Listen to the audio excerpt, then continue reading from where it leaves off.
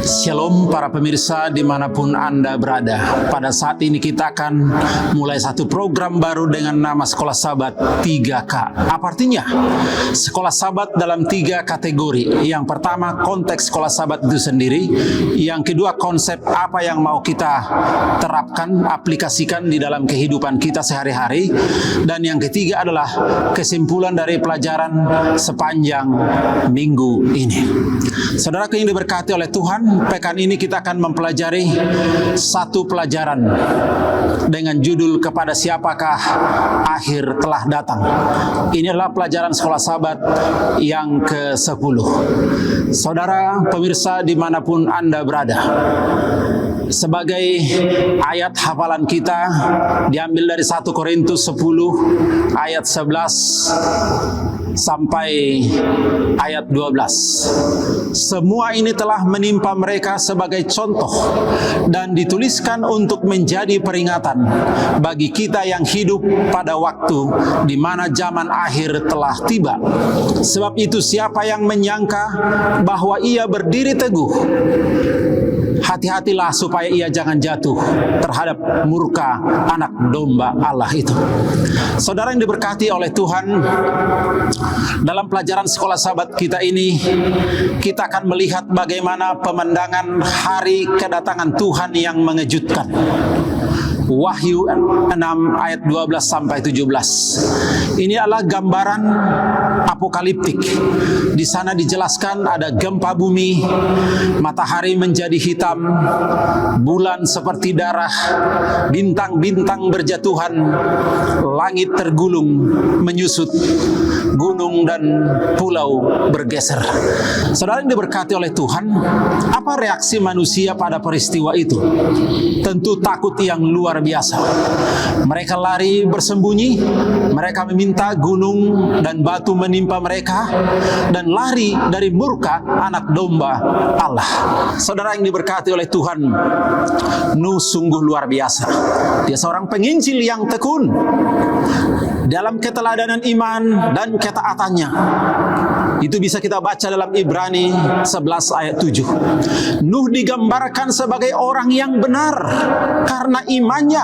Dia memperingatkan dunia meskipun dunia menolak pada saat itu. Saudaraku, Nuh menyelesaikan tugasnya bukan berdasarkan jumlah jiwa yang dia selamatkan, tapi karena ketaatannya kepada Tuhan. Kenyataan memang saudaraku sangat pahit. Nuh berkhotbah 120 tahun dan hanya keluarganya yang diselamatkan. Kalau kita lihat secara statistik, seolah-olah di sini Nuh gagal. Tapi saudaraku, di mata Tuhan Nuh berhasil karena dia taat dan setia kepada Tuhan. Saudara yang diberkati oleh Tuhan, dalam pelajaran Sekolah Sabat kita ini ada kisah Sodom dan Gomora.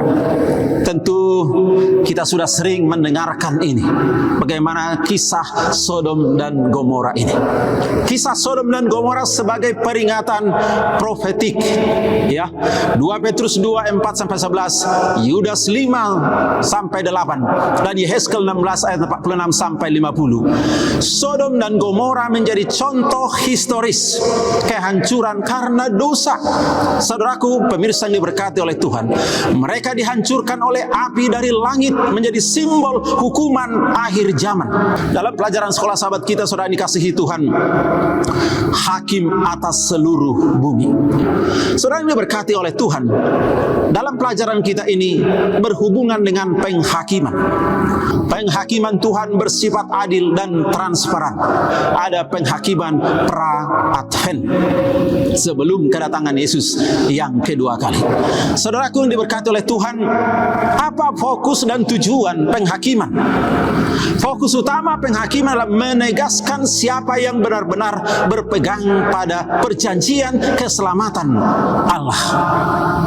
Dan putusan akhir akan diberikan. Kekuasaan diberikan kepada anak manusia, yaitu Yesus, anak domba Allah. Penghakiman ini bukan untuk menginformasikan Tuhan, tapi meyakinkan alam semesta, termasuk para malaikat, bahwa keputusannya adil dan benar. Saudaraku dikasihi Tuhan, kalau di dunia ini sering kita menemukan ketidakadilan, tapi Tuhan datang membawa keadilan dan Dia menghakimi dengan adil sesuai dengan perbuatan kita. Pemirsa yang diberkati, dari pelajaran sekolah sahabat ini, penerapan apa yang mau kita terapkan dalam kehidupan kita sehari-hari? Saudaraku, hidup dengan kesadaran bahwa waktu ada di tangan Tuhan. Sadarilah bahwa hidup kita ini memiliki awal dan akhir, dan yang ditentukan oleh Allah. Oleh karena itu, gunakanlah waktu dengan bijaksana. Setiap hari adalah kesempatan untuk bertumbuh dalam iman, mengasihi orang lain, dan melayani Tuhan. Dan dikasihi Tuhan, sebagai praktisnya juga dalam kehidupan kita perlu menjadi pengantara dalam doa bagi dunia yang hilang. Abraham melakukan itu. Abraham berdoa membela Sodom karena kasih kepada sesamanya. Kita pun harus memikul beban doa bagi keluarga kita, masyarakat, bagi bangsa dan negara, agar banyak orang bertobat dan mengenal kasih karunia Allah. Saudaraku, percaya akan keadilan dan kasih Allah di akhir zaman. Kisah air bah dan Sodom menunjukkan bahwa Allah tidak akan tinggal diam terhadap kejahatan, namun Ia juga panjang sabar, penuh belas kasihan. Ia mengajarkan kita untuk tidak main hakim sendiri, melainkan percaya bahwa Allah akan menghakimi dengan adil. Kesimpulannya adalah bahwa Tuhan telah memberikan amaran, memberikan peringatan kepada kita. Dia telah memberikan satu wahyu yang dinyatakan baik secara historis. Allah tidak hanya menyatakan kebenaran tentang akhir zaman melalui nubuatan, tapi juga melalui kisah-kisah nyata dalam kitab suci seperti yang kita pelajari. Itu semua memiliki makna eskatologis.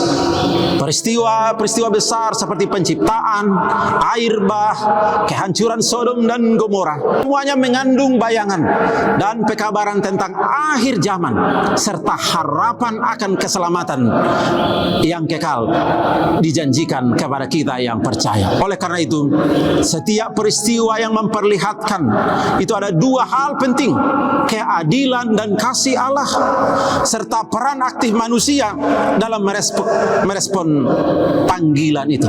Saudara yang dikasihi Tuhan, penciptaan mengajarkan bahwa sejarah memiliki awal dan akhir yang berada di tangan Tuhan. Air bah menunjukkan bahwa penghakiman dan penebusan berjalan berdampingan.